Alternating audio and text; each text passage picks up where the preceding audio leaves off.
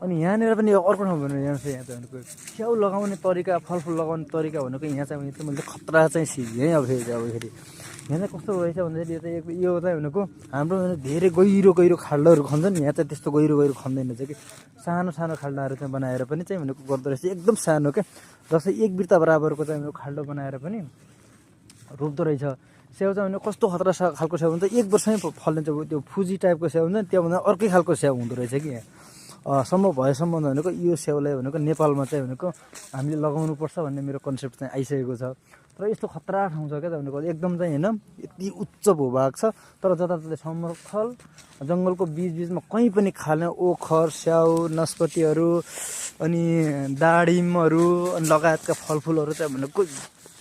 अत्याधिक अहिले पनि दाँते ओखरहरू तपाईँको यति धेरै पाउँछ यहाँ आमामा लास्टै बवाल पाउँछ क्या यहाँ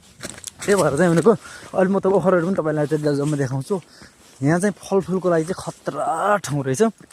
अरू पनि म देखाउँदै गर्छु है